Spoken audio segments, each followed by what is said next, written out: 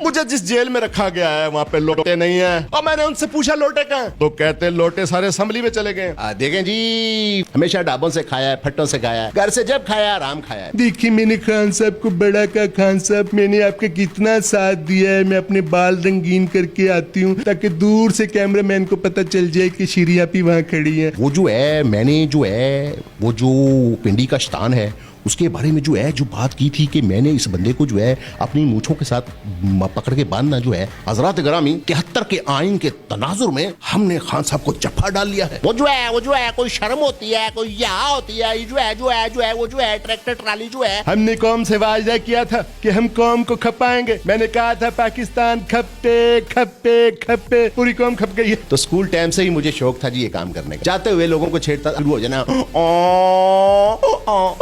अस्सलाम वालेकुम जी, leader TV के साथ मैं हूं गुले राना और आज मेरे साथ मौजूद हैं तारिक शेख साहब, जिन्होंने 200 से ज़्यादा डम्मी कैरेक्टर किए और हर कैरेक्टर को वो इस तरह निभाते हैं कि जैसे वो कैरेक्टर उन्हीं के लिए बना है। और आज हम तारिक शेख साहब से तो बात करेंगे, फिलहाल हम शेख रशीद साहब से बात करते हैं, वो हमारे साथ मौजूद हैं। अस्सलाम वालेकुम सर। देखें जी, वालेकुम सलाम। आप आइए, रोज़ा है, मैं आपको कुछ खिला नहीं सकता क्योंकि आपको पता है शेख ने कभी घर से भी नहीं खाया जी, हमेशा ढाबों से खाया है, फट्टों से खाया है, घर से जब खाया आराम खाया है। लेकिन क्या करूं, आज आप आ गई हैं, रोज़ा है, वरना मैं आपके लिए ज़रूर कुछ मंगवाता। वो शेख साहब हैं, ऊपर से रोज़ा अल्लाह पाक ने साथ दे दिया, वैसे ऐसी बात नहीं थी खाने पीने। खुदा अपने बंदों का साथ देता है जी, और शेख के बारे में अल्लाह को पता है कि शेख कैसा है।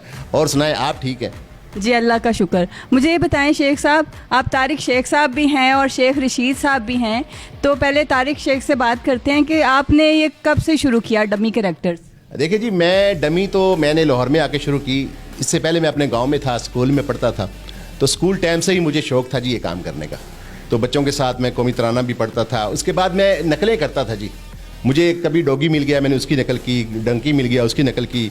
जाते हुए लोगों को छेड़ता। हमारे साथ कुम्हारों का घर था जी, वहाँ पे अक्सर मैं उनके डंकीज़ को छेड़ आता था जाके। वो आके मेरे घर में मेरे बाप को शिकायत लगाते थे कि आपका बेटा हमारे खोतों को भी छेड़ देता है। तो वह मैं करीब से गुजरता था, गुजरते ही मैंने उनके जैसा मुंह बनाना शुरू हो जाना, तो वो सारे बोल पड़ते थे। तो इस तरह मुझे शौक़ हुआ जी बचपन से जानवरों का। कभी डॉगी छोटा सा देखा तो ये इस तरीके के करते करते मेरी घर में इज्जत नहीं थी जी, साफ बात है। वो ऐसे काम करो तो होती भी नहीं। नहीं ऐसे नहीं। मसला ये था कि जी घर में ज़्यादा बहन भाई थे और मैं दरमियान में था, मेरी कोई इज्जत नहीं थी, कोई नहीं पूछता था। तो मैंने कहा मुझे कोई नहीं पूछता, आवाम पूछेगी। तो मैं लोगों के पास जाता, शरारतें करता। मैं गली में जाते आवाज़ लगा देता था, गरम अंडे। लोग मुझे रात को निकल के कहते थे किधर गया अंडे वाला, या सुबह सुबह उठा वैसे ही आवाज़ लगा दी, झाड़ू वाला भाई, मंजिल वालो। तो मुझे ये जो शौक़ था जी, इस शौक़ ने मुझे आगे तक साथ दिया मेरा। और मैं फिर जब लाहौर आ गया जी, लाहौर आके मैंने सबसे पहले ज़ियाउल हक साहब की पैरोडी की। उसके बाद मुझे जियो पे काम मिल गया, हम सब उम्मीद से हैं। सबसे पहला मेरा इंज़माम मुल्क का रोल था।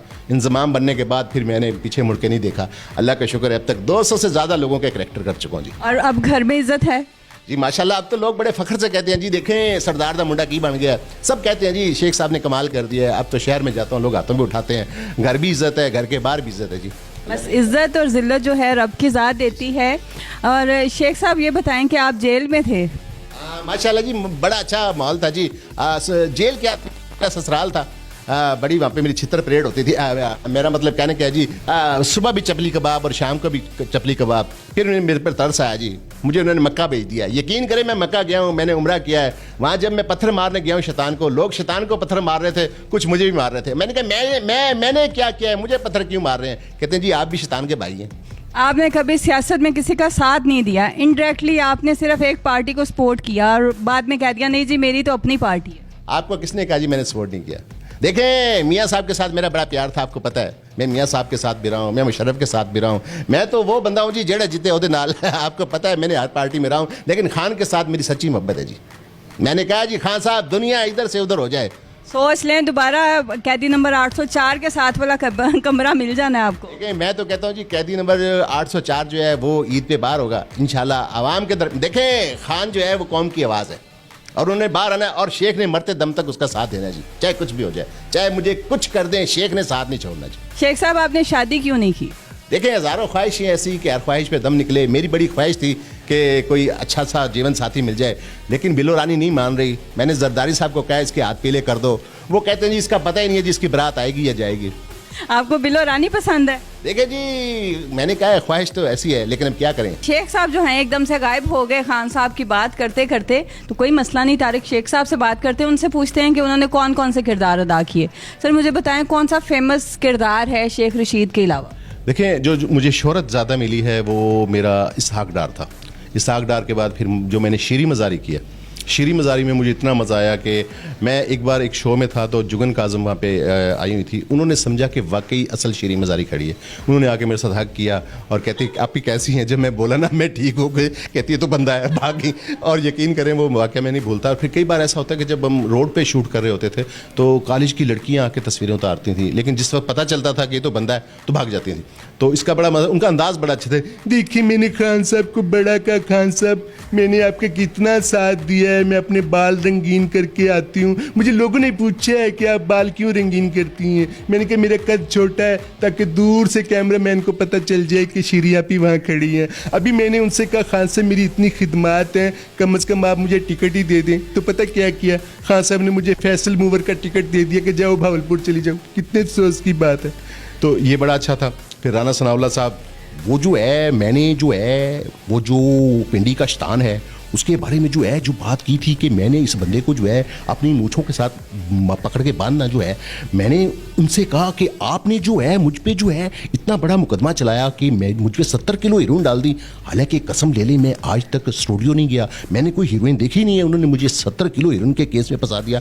تو میں جو ہے ان کو چھوڑوں گا نہیں. لیکن تھوڑا سا افسوس مجھے یہ بھی ہے کہ خان نے مجھے فیصلہ آباد سے ہروا دیا ہے. میں اپنے گھر سے آ گیا ہوں, اب میں کسی کو منہ دکھانے کے قابل نہیں ہوں. تو اسی طرح مولانا فضل الرحمان تھے. حضرات گرامی, 73 کے آئین کے تناظر میں ہم نے خان صاحب کو جفا ڈال لیا ہے.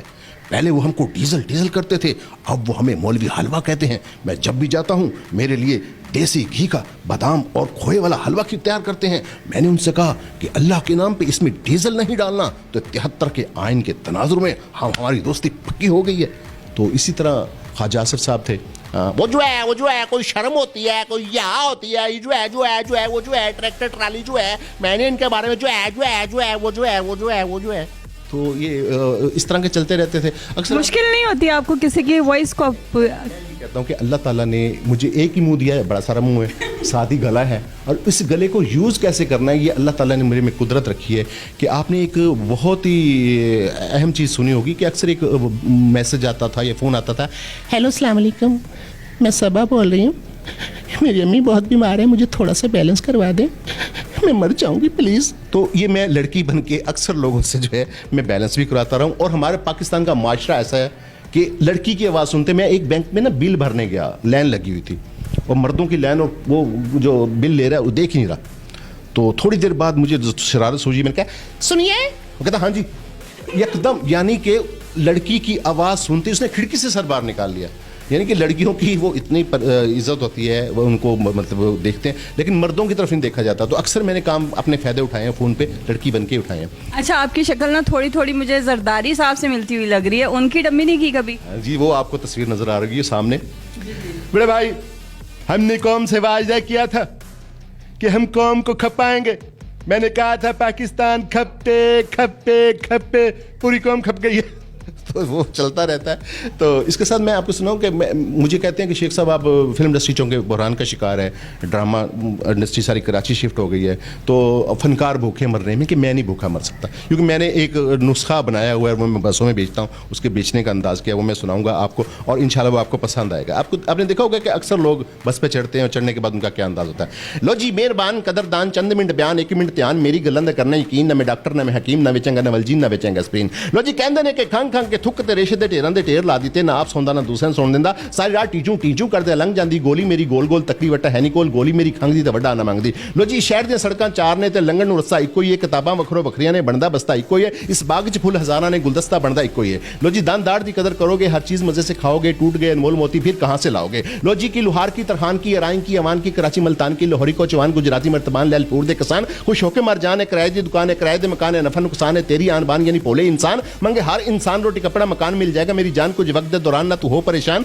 आखिर जाना कब्रस्तान कोटा चमन ते हैरान, चौकीदार दार बान जानदार ते हवान ने एक बातें शैतान ने दर मेहमान, ताल मात्रे दा मान तेनू टक्करे दा मान, मैनू शहरी दा मान, तू औकात ते पछाण मैनू लगना शैतान, दो अल्लड़े जवान एक दूसरे नू टान चाको छुरी कर पाने, गोली चल जान फिर हुंदा ही चलान, सिर्फ जेल विच जान रोटी दाल नाल खान, फिर वटते ने मान रावल पिंडी दे पठान की जमीन आसमान पीली पत्ती वाला पान, कोका कोला ते शज़ाम दा वतन निगवान। लो जी तेरे उत्ते रहरू गए हैं, दुखां दे विच पैपू गए हैं, अपनी जान तो बड़े सदमे जिंद अपनी ते सहसू गए हैं, तेरे दिल विच बहंदे बहंदे अपनी जोड़ी बह भी गए हैं, काटा ही काटा काटा ही काटा केड़े कमी पैपू गए हैं। लो जी की चन्न की सितारे की पहाड़न दे नजारे की महल की मीनारे की जोगी अनपढ़ की रंडवे कमारे की पजामे की गरारे शाला बाग दे फवारे, पैसे देवी ना उधारे पैसे लवी ना उधारे, तक्के मारदे ने सारे जेड़े लामदे लारे छड़ जामदे ने सारे, शादी शुदा ते कवारे टाल लकड़ी तैयारे गरी किशमिश हुआरे, मैनू करना इशारे तेरी मां वज हमारी मिली नहर दे किनारे, हम है जो तुम्हारे जिले मोड़ डियारे। लो जी के मेहंदी दी मिसाल की माइयों और लाल की कवाल सुरताल की औलाद की ख्याल की हराम के हलाल की, सोनी माईवाल ही रानी दे कमाल कट बिजली तू बाल, यानी थोड़ा इस्तेमाल ना तू कर हड़ताल में जगावे दे दलाल रब देंदा है दाल नाल, चौक ते सियाल ये नीलो कमाल की कसूर साहिवाल सकरोड़ी खाने वाल। लो जी की तोबी की हजाम की गर्म हमाम की पान ते कमाम की बेबी ये गुलाम धन दौलत और नाम, ये रंग भरे जंग ये खास और आम परी चेहरा गुलफाम खंग ताबते आराम चार चटनी ते जाम, अज सुन दी अवाम मैं ते कहना शरेआम मेरा सब नू सलाम। लो जी भाईजान तुहाडे वास्ते लेके अख फोड़ सुरमा ते दान तोड़ मंजन